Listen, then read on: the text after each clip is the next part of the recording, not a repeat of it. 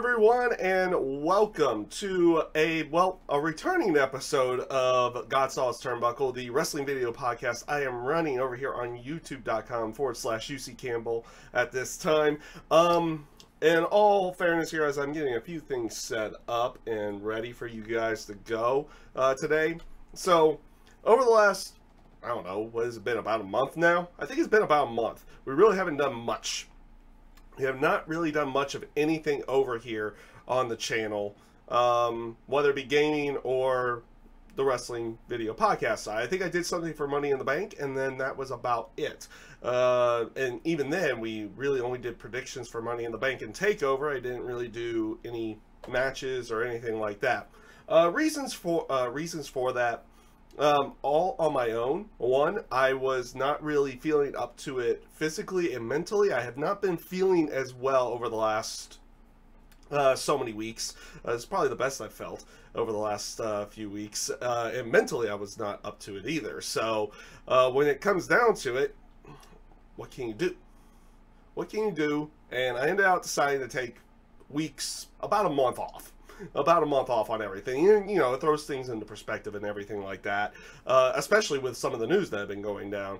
Last week we had the news of Big Van Vader passing away.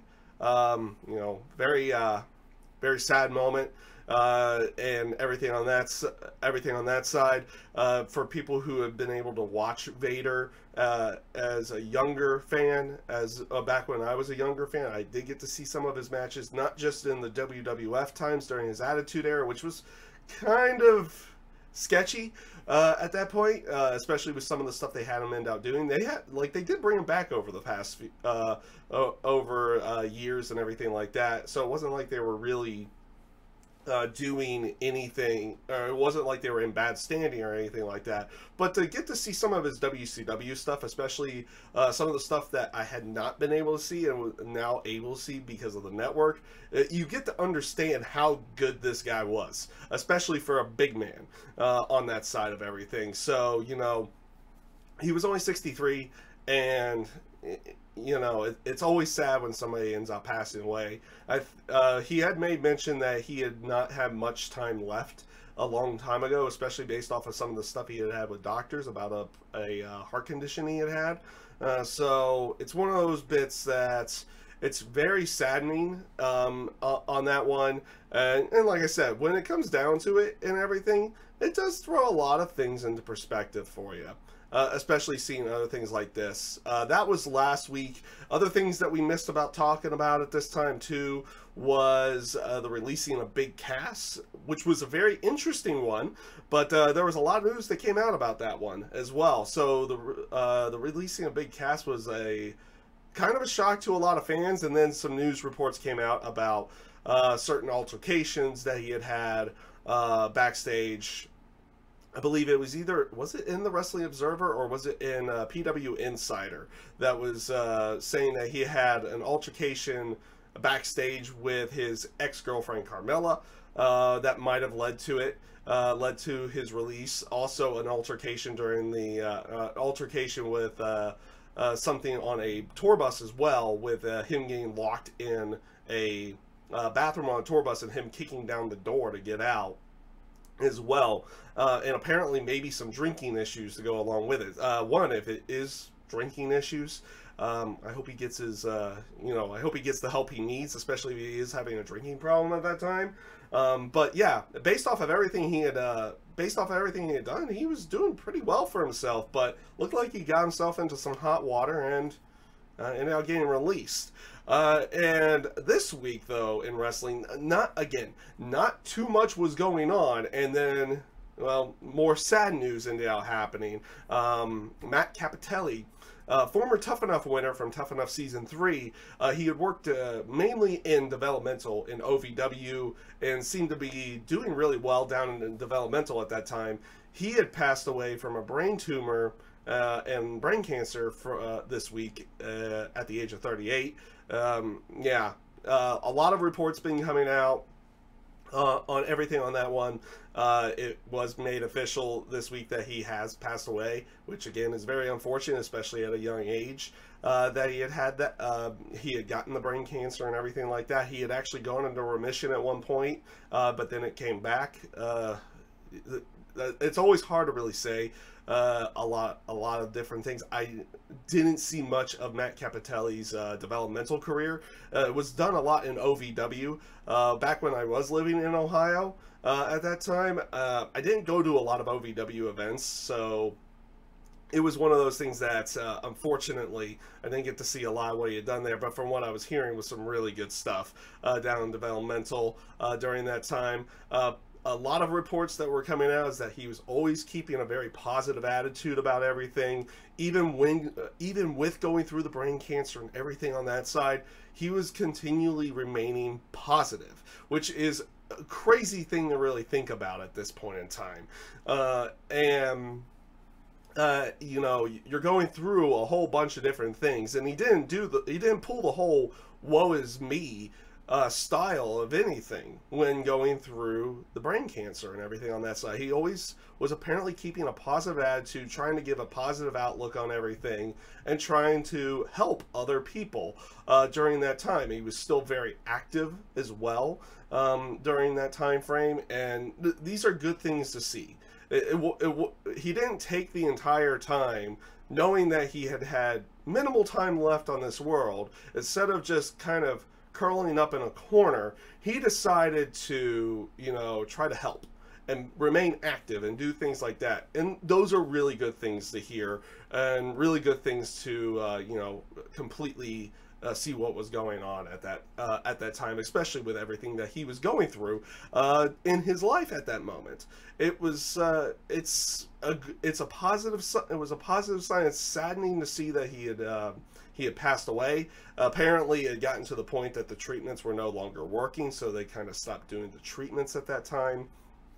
And it's sad to see someone pass away who was keeping a very good positive outlook, even though he was going through what has to be the crappiest of times for anybody at that time. So, heartfelt wishes go out to his family, everything on that side. I wish I got to see more of his career outside of the stuff that had happened on Tough Enough at that point, but well wishes to his family, and great to see that he was able to keep a positive outlook through this entire thing before he ends up passing away, unfortunately, earlier this week. And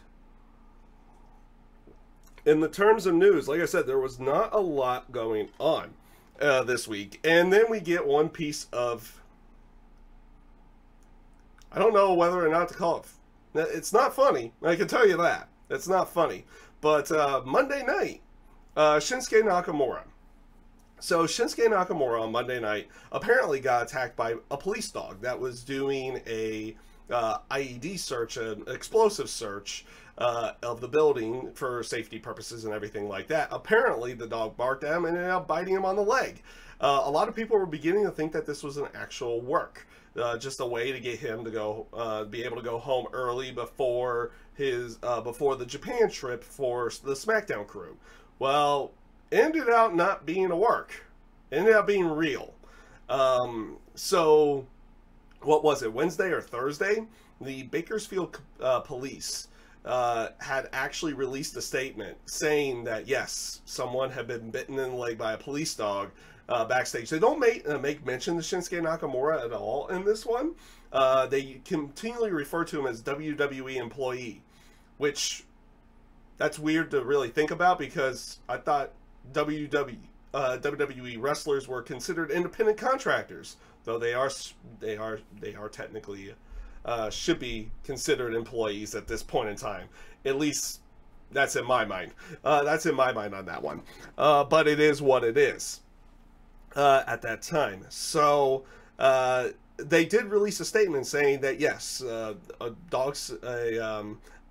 explosives crew was going through, checking the building. They had a explosive sniffing dog as well with them. It barked at Shinsuke Nakamura and bit him in the lower leg. They said that attention was brought to him immediately, everything on that side, and he was not cleared for SmackDown, so his U.S. title match was kind of null and void at that point.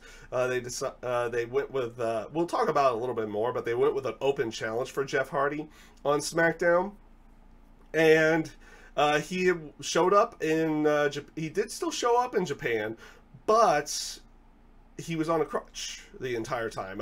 And during a couple of the shows, he did get a little, he did do a little bit of work during that, but he basically had come out, cut a promo the first night, and he gets attacked by Samoa Joe, who puts him in the coquina clutch after a missed low blow, and he gets payback the next night for that by getting him with a low blow and costing Samoa Joe a WWE title match at that time. So that was what ended up happening on that one. Other than that, really not a lot of other news outside of the official announcement. There's two official announcements. We kind of knew they were coming, but they were made official this week. One was made during the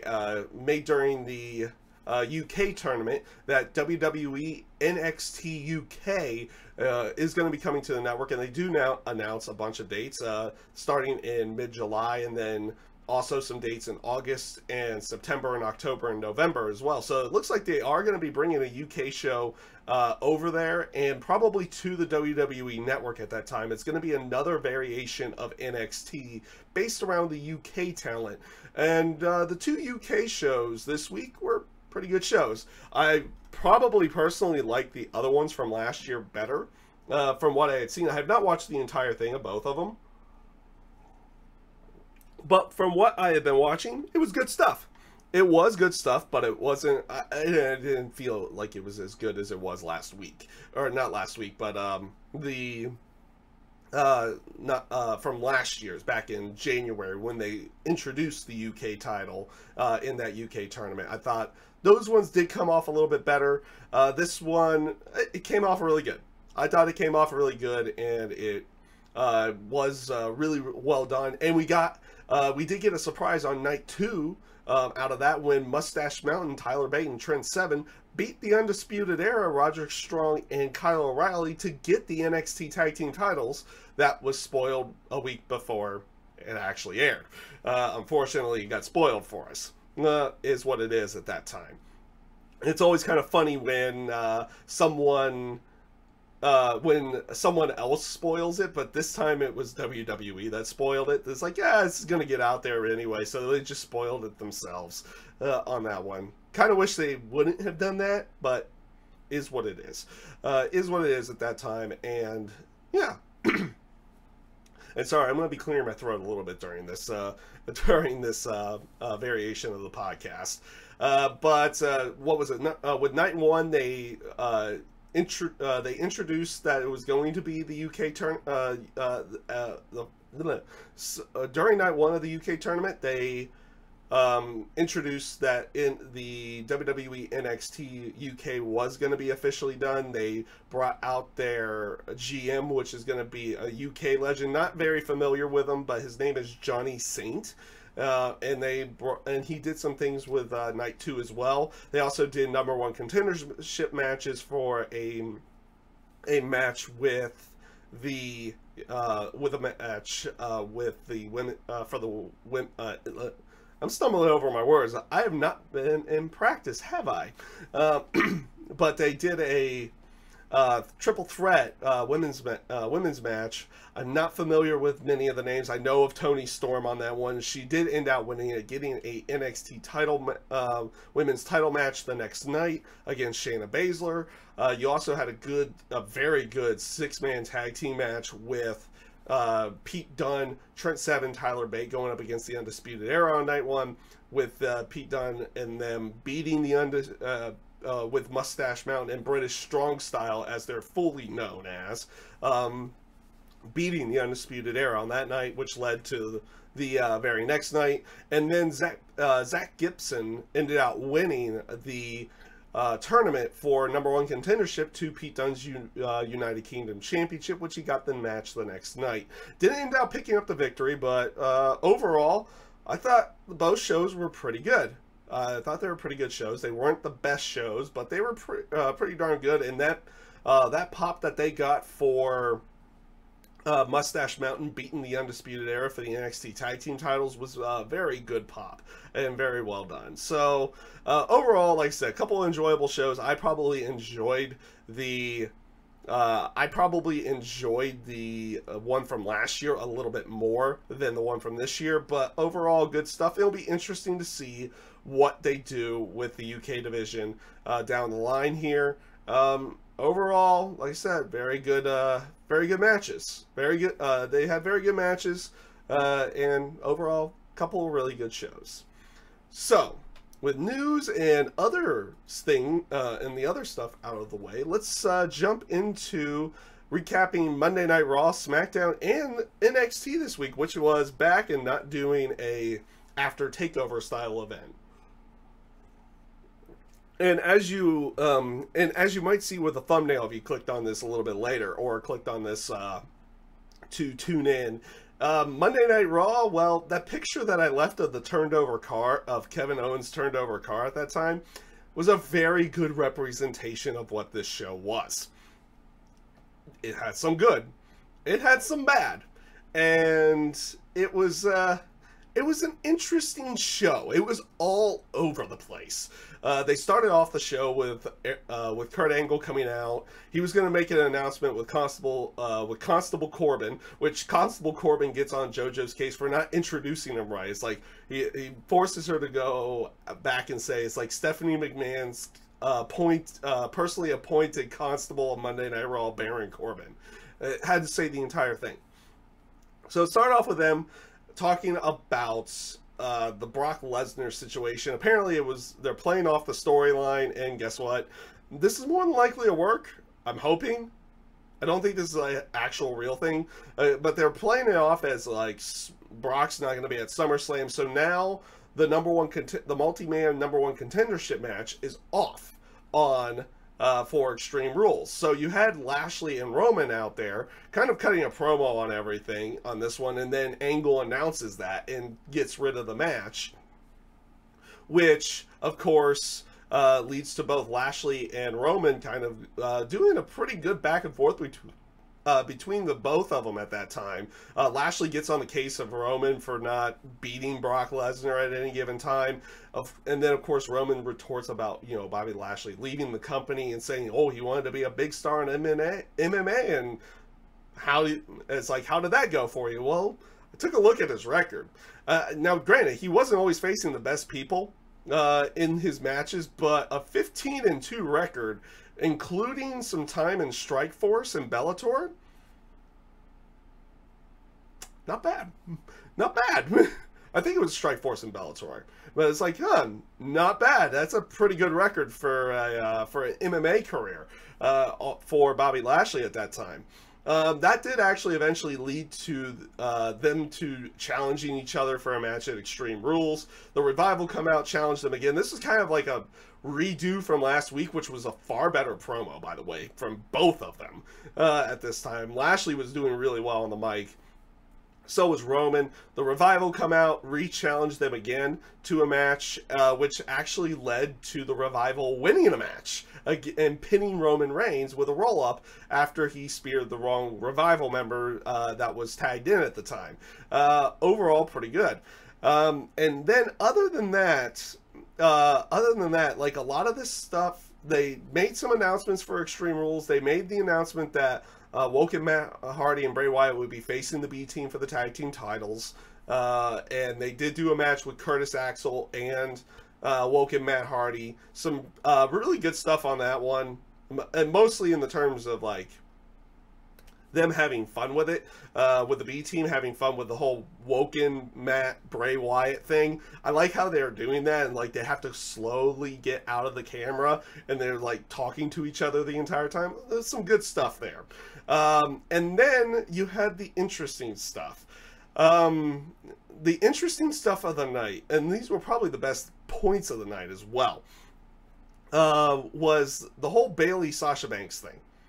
it really hadn't been going anywhere, and you could say it was long-term storytelling and everything. It hadn't really been going anywhere for a period of time. It's like they brawled last week, and then what were they going to do this week with that? So so they show Bayley backstage, and she's welcoming back Alicia Fox, everything on that. So she's all she's happy and everything on that side. Then Kurt Angle says you're going to be teaming up with Sasha and Ember Moon in a 6-woman tag. So Bayley's not wanting to have any of that, because of the brawl from last week. Sasha pushed her down in the ring. They brawled backstage where Bayley started the brawl when Sasha was trying to kind of walk away from everything. And then they had like another segment to go along with it where it ended up being Sasha driving off and then Bayley chucking, trying to get Sasha to come to get out, and then chucks a bottle of water at the car. Sounds a little bit weird, but it was like, what's going on with it? It's like, okay, what's going on with this, and where do they decide to go with it? So later in the night, they have that 6-woman tag against the Riot Squad. It was a rather short match with Sasha Banks, ending out losing the match. Which, right after the match, I mean, like, literally immediately, there was no real time between Riot Squad winning and Bayley going nuts and beating the crap out of Sasha Banks. It was that point of, like, and you see it in a couple little snippets. It's like, Bayley's a little bit contrite about wanting to do it, but it's like, as soon as she sees Sasha, it's like a bull seeing red. Or actually, that's not a proper. That's actually not a proper analogy for it. But it's just like one of those bits. Is like, oh, it's like, nope, nope, nope. Okay, we're just gonna continue beating her down. Where she punches her in the back of the head a bunch of times, and then it's like kind of stands there for a brief bit, and it's like, no, we're gonna continue on with this, and starts kicking her in the corner. She picks her up and then just drops her on the floor. On the outside of the ring, and then rams her into the steps a couple times, and basically Bayley, they play it off as Bayley kind of going out of her normal attitude to go along with it. And there was a lot of people going off and saying it's like, oh, this is a Bayley heel turn, this is a Bayley heel turn. Not really. It kind of is, but it kind of isn't. The thing about it is that the tension had been building up between the two of them so much that Bayley finally snapped. Not necessarily a heel turn, but she snapped, and they even kind of played off a little bit later on when she was kind of talking to Kurt, or when she came into Kurt Angle's office. She said, "I can explain what was going on. I kind of snapped everything on that side," and it's like, and this is where it kind of takes the whole thing a little bit bad, and I'm gonna wait to see what ends out coming out of this with this whole bit, because during the entire beatdown of Sasha Banks, crowd's going nuts. They're going crazy. They're loving it. They're loving this. They love the fact that they're seeing Bayley come out into like a different light, and doing something about all the things she feels like she's been mistreated about, all the losses, all this, all that, and finally just snaps and goes off. And then Kurt Angle basically goes off and says, "You got to go to counseling next week." And then we're like, well, we just had this great segment. We did. It was a great segment. Probably one of the best bits of Raw. Actually, probably was the best bit of Raw on that one. And it was, and now they're teasing like a potential comedy segment to go along with it now. It's like, but we just had this like really intense thing. It's like, why aren't we just going with that? No, we have the potential for comedy with a counseling session. Now, don't get me wrong, a lot of the stuff that we've seen, like if they do the bit with Dr. Shelby and everything like that, again, it could be good. I'm going to hold judgment on this until we see what we see tomorrow night on Raw with that one, because I'm filming this on Sunday. We're live on Sunday too on that one. So when we see what happens on Raw, I'll kind of hold my judgment on that one to go along with it. So overall, really enjoyable segment. Interesting to see what they're going to be doing this whole counseling thing. But I'm going to hold my judgment on it. It could be really bad. Could be entertaining. Could be good. I don't know. We'll see where it goes. We'll definitely see where it goes there. They also, keeping with the women's division on this one, the Batman returns to the chat. Back to the chat cave. Guess who's back? Back again. We're back. Yeah. I absolutely love the chat sometimes on this one. Keeping with everything, they did have a bit with Alexa Bliss, and she had Mickey James back out there with her, kind of talking about how Ronda had ruined her celebration last week, everything on that side. They had a very long promo with a very long video package, which brought out Natalya, and then she cut a promo basically saying that they had a match, and she had a friend with her too, which was Nia Jax. So here we go again. So here we go with one thing that I always have a bad trope about. How fast people will go from face to heel to face to heel to face to heel. Well, Nia was face during the entire thing with Alexa Bliss, and then goes heel for the things with Ronda, and now she's face again. There we go. Great stuff. Not really. I didn't really... The match itself was fine. Don't get me wrong. The match itself was fine, but they even had Nia kind of do a heelish type of thing. Do you remember the... Yes, I do. I do remember that. Now he's definitely out of the title picture. But we'll talk about that a little bit later. We will talk about that bit a little bit later. And we already talked about what happened to him, unfortunately, on Monday night with the police dog, which was very, very interesting, to say the least. But what was it? Nia had pulled off a nice little heel tactic of tripping Alexa Bliss to allow Natalya to pick up the victory in that match. And like I said, it was a whirlwind type of Monday Night Raw, with also the whole bit, like I said, you had great stuff with the Bayley Sasha stuff, and then they announced counseling for it. And then you also had the Braun Strowman Kevin Owens stuff, which, do I feel for Kevin Owens, or do I, like, what's going on? Because they mixed up this, they did this whole bit where, you know, Braun comes into Kurt's office and basically said, well, this is after a bit with Corbin and Finn Balor, and I like that because Finn came, as Kurt and Corbin were arguing, Finn comes in trying to figure out more about the Brock Lesnar situation. Corbin insults Finn Balor, with the retort being for Finn that the retort being for Finn that Corbin looks like a TGIF Fridays manager. Good line. I loved it.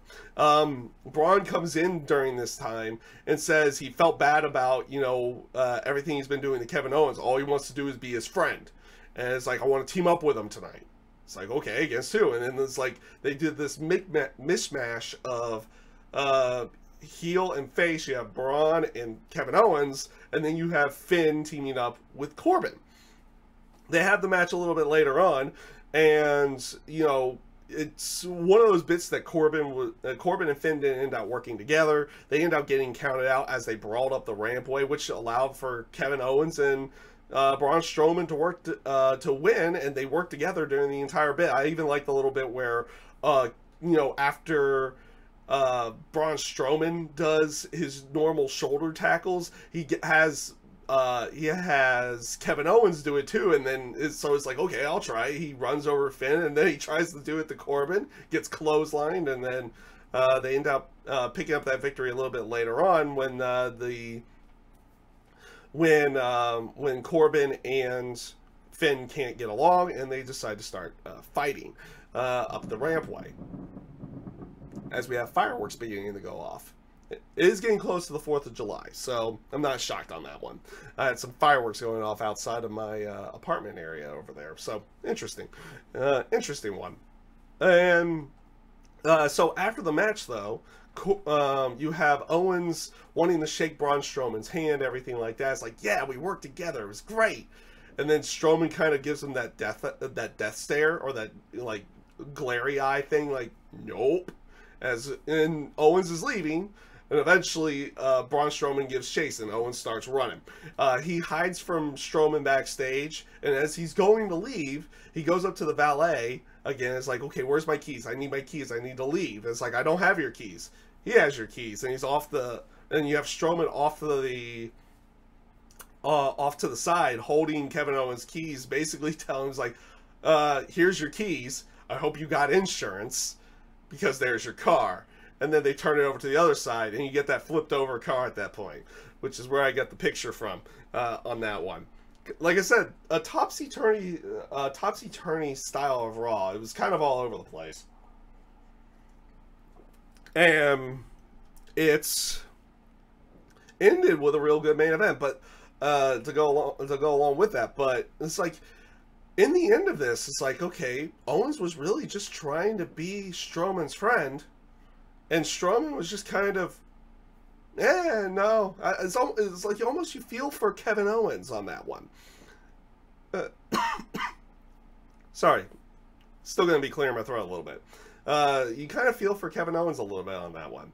It's not necessarily, he's not really doing anything wrong, but yet he's kind of getting beaten up by Braun Strowman to go along with it on that side of everything. So we'll see how that one ends up playing out, or anything like that, a little bit later down the line. And like I said, the show itself ended with a great main event, with Dolph Ziggler going up against Seth Rollins for the Intercontinental title after Dolph Ziggler picked up the victory and the Intercontinental title a week before. This is the rematch. Really fun, enjoyable main event.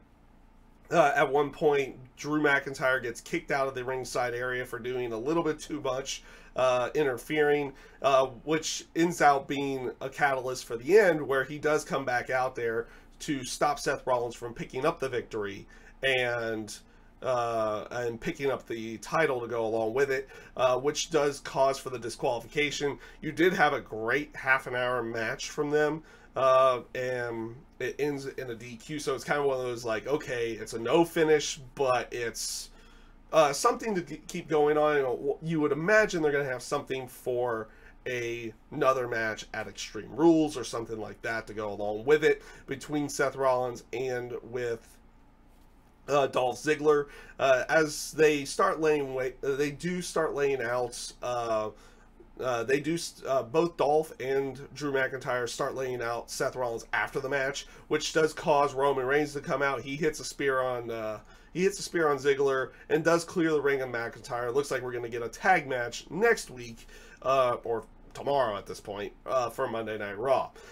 So overall, like I said, that main event, the Bayley Sasha Banks stuff, I thought was really, really good. Other than that, the stuff with Kevin Owens and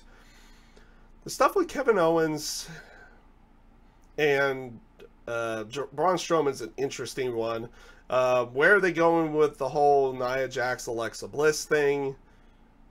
Again, like, Nia Jax face, heel, whatever, at this point. And then you have, of course, the Woken one, with Bray Wyatt and the B team going on. That was pretty much all they really focused on Monday Night Raw. It's kind of interesting on that one, that there wasn't really a lot of heavy focus on other things outside of that. But an interesting Raw to go along with it.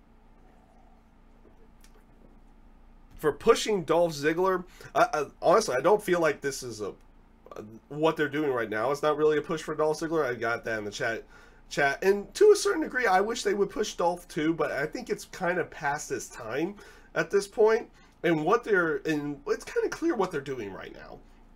At least I feel like it is. I could be completely wrong on that one, but it is going to be more of a catalyst for pushing Drew McIntyre a little bit later on, which honestly I wouldn't mind. Drew McIntyre is great, so I wouldn't mind that. So I feel like that's where they're going to be going with that down the line.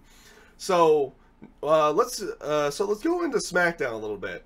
And I do remember a question that Batman, who is still in the chat right now, gave me a while ago, a long time ago. Was it after the WrestleMania? Was it with the WrestleMania review? I believe it was WrestleMania. Of whether or not I felt like they were burying Shinsuke Nakamura, and to a certain degree, I agreed with it a little bit, but I also liked the whole aspect of the heel turn, and I didn't feel like they were burying him at the time. And even to this point, he is out of the WWE title picture, and he didn't pick up the WWE title, which I kind of thought he would, but they decided not to go that route. Looks like they're going to keep that title going with AJ for quite a bit of time. So it'll be interesting to see what they decide to do with that. Do I feel like they're necessarily, does this kind of bury Shinsuke a little bit? It does definitely hurt his credibility a bit for not picking up the WWE title. But it'll be interesting to see what they decide to do with Shinsuke further down the line. If it wasn't for, there's a lot of people feeling that if it wasn't for the police dog incident on Monday night, that he would have picked up the United States title from Jeff Hardy on Tuesday. I don't know if that would have been the case. I don't know if that would have been the case on that one. On that side of everything, that's kind of what ifs, because it didn't happen now on that side of everything. So don't know they would have given it to him there. It depends on how they decide to continually treat him afterwards on this. If they decide to give him big name matches or anything like that, I mean, there's the match that a lot of people really want to see, and the match that I feel like Shinsuke wants, and they can give to him now. One of the reasons why Shinsuke Nakamura came over to the WWE way back when was to have a match with Daniel Bryan. And when Shinsuke came into WWE on the NXT side, that was when Bryan had to retire. And now he's back. So we have that chance for that match if Bryan decides to re-sign with the company, which is also up in the air. His contract's up in September, and there's no real news whether or not Daniel Bryan is re-signing with the company at this point in time. So that'll be interesting to see.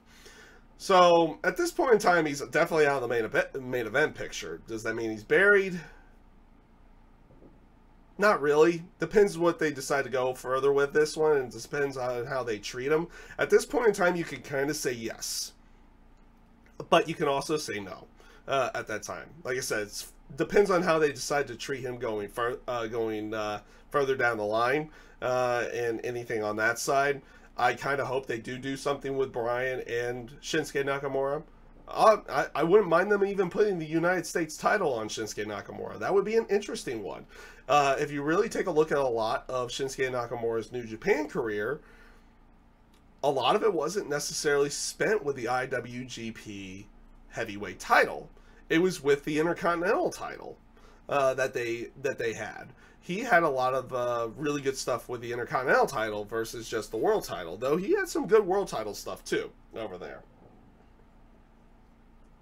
So maybe he could do something with the United States title. Who knows? Who knows where they decide to go with anything at that time? Time will only tell. Time will only tell. So for the time being, I would say, yeah, he's a bit buried. He'd lost a little bit of credibility on that one of not picking up the WWE title, but we'll see where they decide to go with Shinsuke down the line here.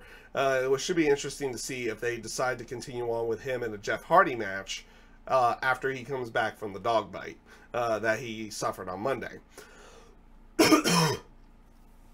Sorry about that.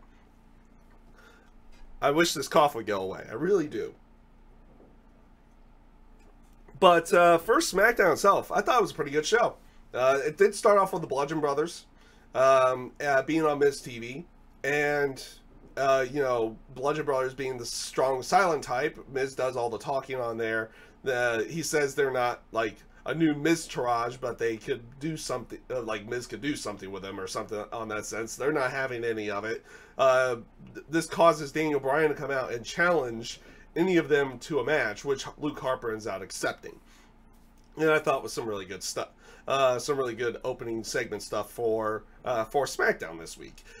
Xavier Woods went up against Rusev, and Rusev, of course, the new #1 contender to the WWE title.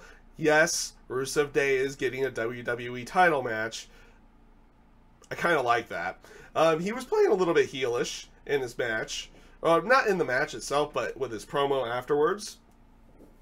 Aiden English is back to being heel on his promo, making fun of New Day's pancakes and everything on that side.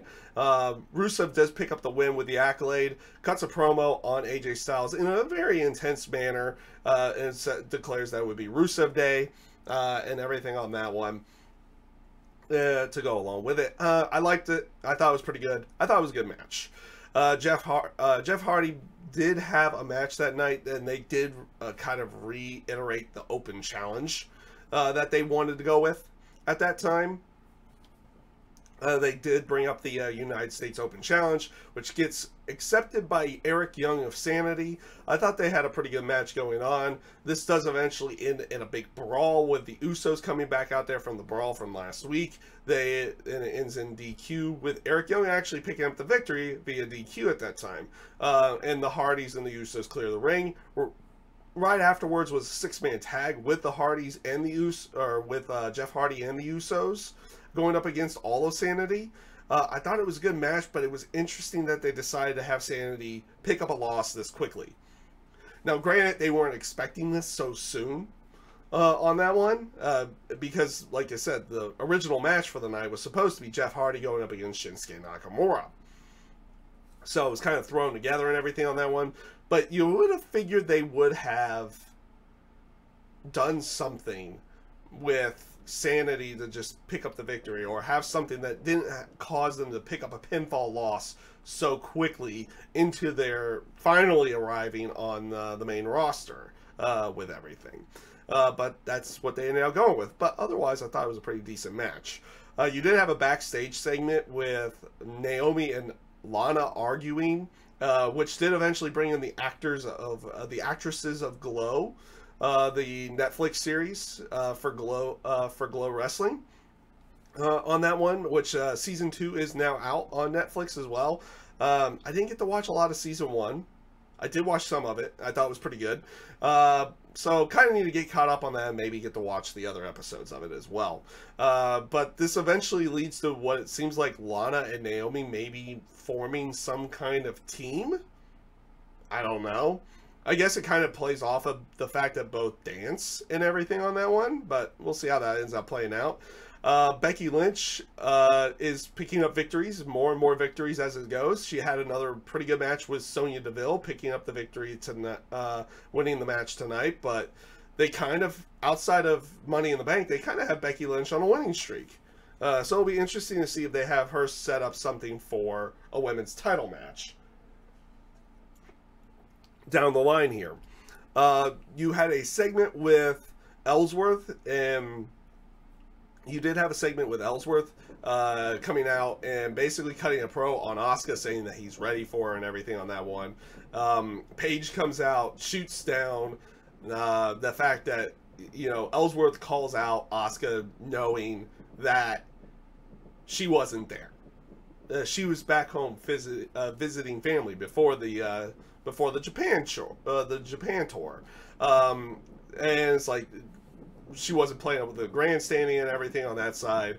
And then she does announce that Asuka is going to have another match with Carmella at Extreme Rules, which, if you really think about it now, think about the matches for Extreme Rules right now. They have announced Rusev versus AJ Styles. They have announced Carmella going up against Asuka. And they have announced the Bludgeon Brothers. Oh, wait a minute. We'll talk about that later. But you have the Woken Matt Hardy, Bray Wyatt, or the Woken Warriors, going up against the B Team in a tag title match. Potential of Roman Reigns and Lashley Maybe something with Sasha and Bayley to go along with that haven't been fully announced. But they've announced a decent chunk of matches for Extreme Rules. Have you noticed what I haven't talked about yet, though? Usually by now, we've had some kind of stipulation made. Where are the stipulation matches for Extreme Rules? They're non-existent right now. They're 2 weeks out, and they're non-existent right now. They're gonna have to kind of hotshot this one to get going on there with any of those particular styles of matches, and to play the theme, and again to play the theme of Extreme Rules. Where are the Extreme Rule matches? They're nowhere to be found. Nowhere to be found. But kind of visiting back into this one, they do play a little bit where Ellsworth plays up to Paige saying, "Oh, I know the reason why you came out here. It was to ask me out on a date." And it's like Paige plays up to it as well. It's like, yeah, that's what we were doing. How about next Tuesday? By the way, it won't be a date. It'll be a match with Asuka. So they made Ellsworth versus Asuka. Kind of saw this one coming, that Ellsworth was going to get a beatdown from Asuka in some way, shape, or form, and that's what we're probably going to get next week on that one. They continued on with that. They definitely continued on with that. You did also have another promo from Andrade Cien Almas and Zelina Vega. Pretty much Zelina Vega cutting the promo.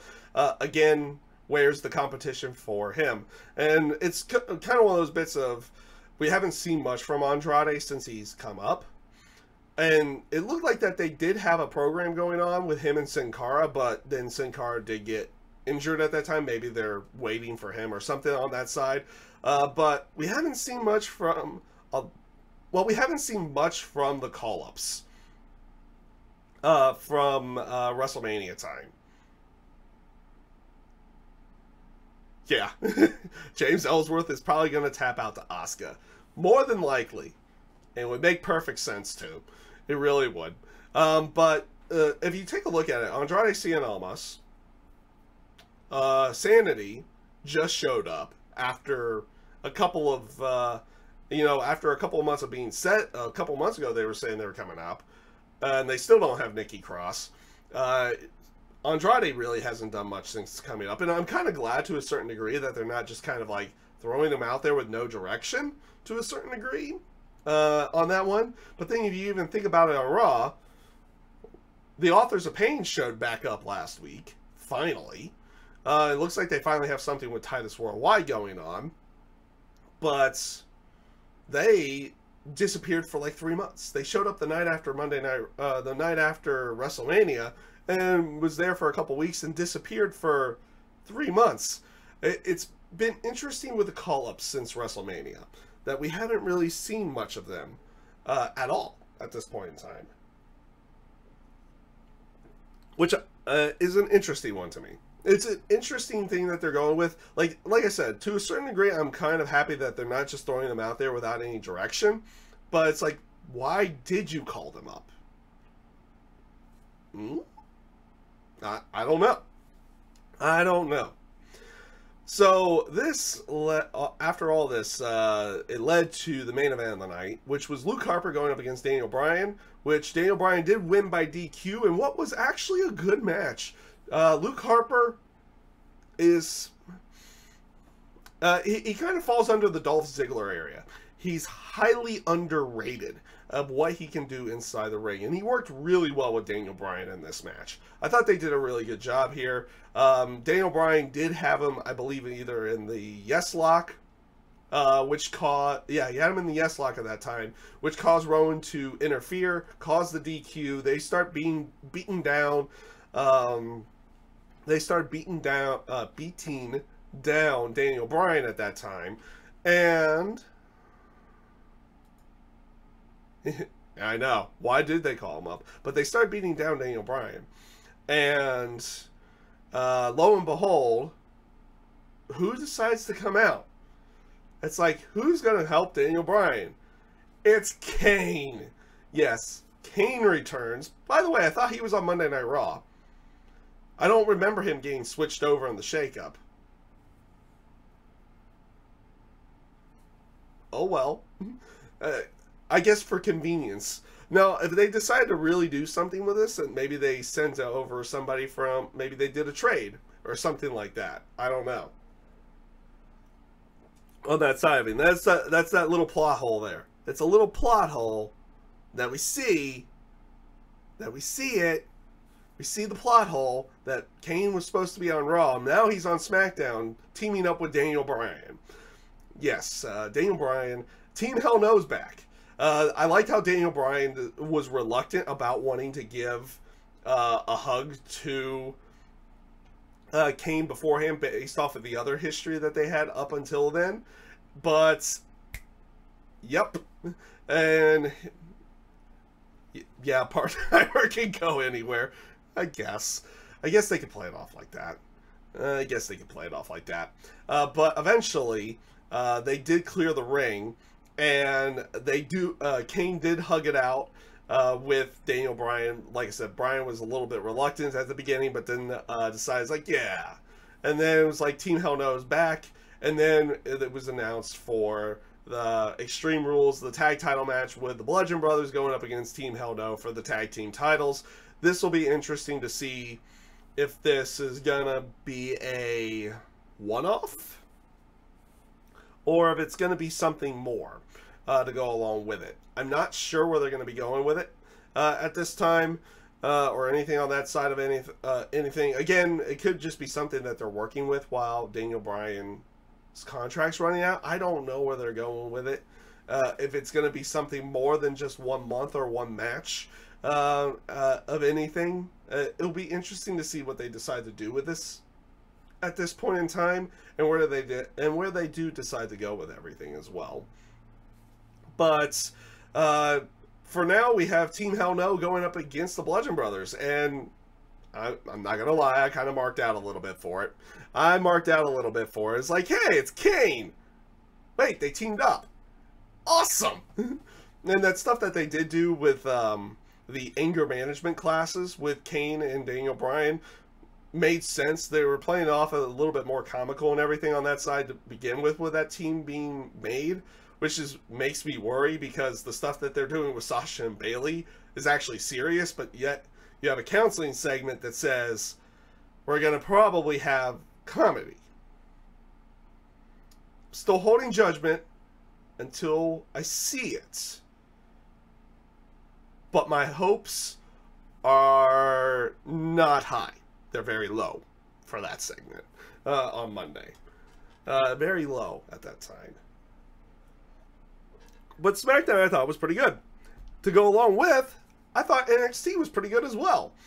So they did start it off with Aleister Black coming out. He was starting to talk about beating Lars Sullivan at NXT TakeOver and overcoming that adversity. He immediately gets interrupted by Tommaso Ciampa, and he said, okay, you overcame the adversity of Lars Sullivan, but now you've got to face, it's like you faced the Freak, now you have to face the devil. And Tommaso Ciampa said he wasn't buying what Aleister Black was selling, and challenges him to a title match. Aleister goes like, hopefully Regal decides to make it, and he'll just beat him too, to go along with it. I thought it was pretty good stuff. Tommaso Ciampa. Here's the thing I like about Tommaso Ciampa. His music is not music. It's just a course of booze. That's all it is. It's good stuff. He's a great heel for what they're doing in NXT with him at this point in time. Vanessa Bourne had an interview where instead of getting asked questions, she asked the question of why Kairi Sane dressed like a pirate. She didn't understand it, and that she was going to take out, basically beat down Kairi Sane and get rid of her mystique or anything on that side of it to go along with it. Interesting stuff. Vanessa Bourne's actually not bad on the microphone. Not bad. Not bad on the microphone for her on that one.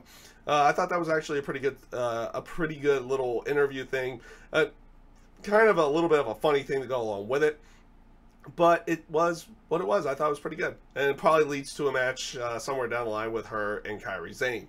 Kona Reeves went up against, I think the crowd was calling him Maximum Virgil. So you had Kona Reeves going up against Maximum Virgil, which Kona Reeves does win in relatively quick squash fashion. And Kona Reeves been playing up the whole finest thing that he's going with, is like he wants the finest clothes, the finest jewelry, everything on that side. Now here's been the bit. Since he had come out, the first time it was very plain, just a, decent sports jacket, or, decent leather jacket. The next time around, and like one chain.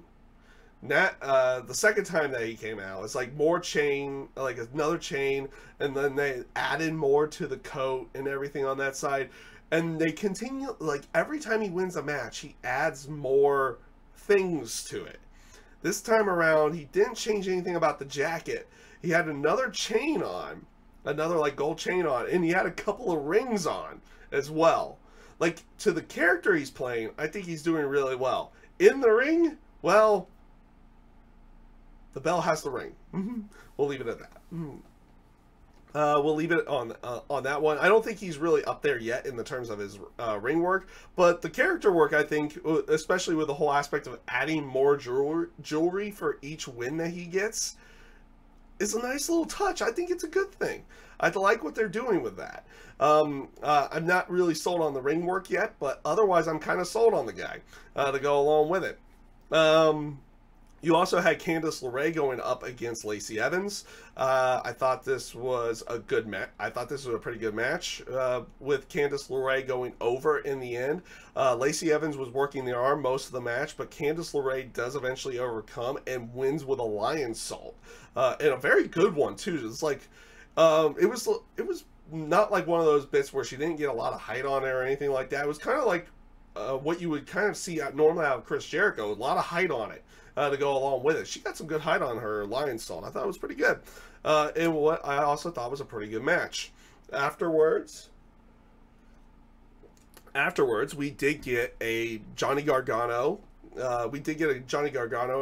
Interview, and he basically says it's hard for him to focus. He does throw the whole aspect of, his favorite wrestler is Candice LeRae, but he's having a hard time to focus and saying that it's not over with him and Tommaso Ciampa and wants one more match. And then they kind of throw a thing out there. It's like, William Regal's like, I'm not going to give you that match at this time. You need to start focusing on fresher matchups and getting to go further along in your career and set up a match with him and EC3 for next week. So it's going to be Johnny Gargano going up against EC3. And then you had Heavy Machinery cutting a promo while they were barbecuing. They were playing this off a lot more serious. Typically their promos have been a lot more lighthearted, but this time around you had Tucker Knight and Otis Dosovich cutting a little bit more serious promo on TM61 that I thought it came off pretty good. Though it was a little weird. Now, considering the whole stakes and weights thing that they do, it makes sense that they would be cutting a promo like this while barbecuing, but it came off a little bit weird because you almost didn't expect it to be as serious as what it was, but it wasn't bad. Candice LeRae had an interview afterwards, says, she supports, basically they're playing this whole aspect of both of them support each other, but Johnny Gargano's having a hard time focusing because he wants Tommaso Ciampa. But Candice is like, she's using that like everything that Johnny's doing to inspire her to focus on her career too. She has to focus on that side. She can't just always be thinking about everything that's been going on everything on that side. So she's becoming more focused while Johnny's becoming less focused on what's going on there. So that's a little snippet of story maybe that they'll be playing up a little bit down the line here. Up next, you were going to have Mustache Mountain going up against Dave Dixon and Carl Axelrod, I think it was called. I forget. But the match doesn't end up happening. The Undisputed Era basically destroy the opponents, cut a quick promo on on Mustache Mountain for winning the NXT tag team titles and everything on that side. Said, you know, it was a fluke, everything on that one. They go for the attack. Lo and behold, who comes out? Ricochet comes out there, and a 6-man tag was made with Mustache Mountain and Ricochet going up against the Undisputed Era. I like this little tidbit that they decided to do in there. So early on in the match, Tyler Bate helps Trent Seven to do a senton. He does the little bit where he's like, you're supposed to do the flip and they do a moonsault, but he only does a senton to go along with it because he's a larger guy.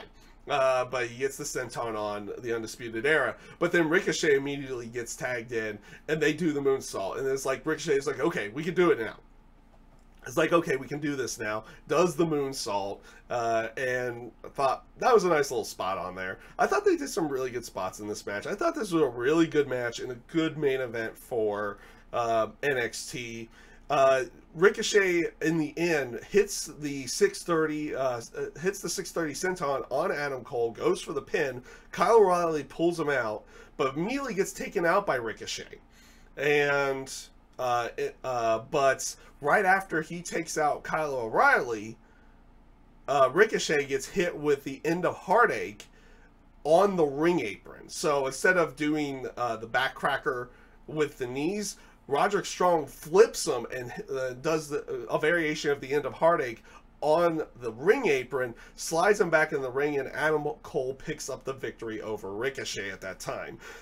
Extremely good match. Very enjoyable. Very, very enjoyable match. And yeah, I thought it came off really good. And that was NXT for that week. I thought it was a good show. Again, we had a couple of really good shows. Raw was all over the place. I haven't been watching Lucha Underground yet for this season. I watched one episode so far, but there are 2 more episodes that have aired for Lucha Underground, so I need to get caught up on that one. And we have NXT UK, the UK division coming up as well now. So we have a lot of different things going on, and honestly, I thought a lot of it was really good. I also want to check out the whole New Japan show that happened, because if you know on this channel as well, I'm a big fighting game guy as well, and 2 things got mixed together. The tournament that was happening out in Florida called CEO, they always played like a wrestling style theme to it. Like they would always have the finals be in a ring and everything like that. But this time around with CEO, they got mixed with New Japan, and they actually had a show at that tournament as well. They had, with matches with the Golden Lovers going up against LIJ and a couple of other matches to go along with it. I want to check that out as well. That will be an interesting one to see how that one actually came off and everything on that side of it as well. So a couple things to really try to watch out for here very soon as well. And like I said, with how everything's been going, I know I've been gone for quite a bit of time. It's on me again. It's always on me that it was. Like I said, in the terms of physically, I wasn't really feeling up to it. And mentally, I was really not feeling up to it. That should not be an excuse of not doing this as often. But I'll also kind of talk a little bit more in the weekend preview that I'm going to be starting back up as well. And that one should be released tomorrow morning. But I'll talk a little bit more of that because we've got an interesting week coming up because I'm going home to Ohio. I'm going home to my home state of Ohio to visit with family for about 5 days. So it won't be at the beginning of next week, but it'll be the week after, which leads into the Extreme Rules pay-per-view. So there's going to be some interesting things coming up, and we'll see how everything ends up playing out in the end.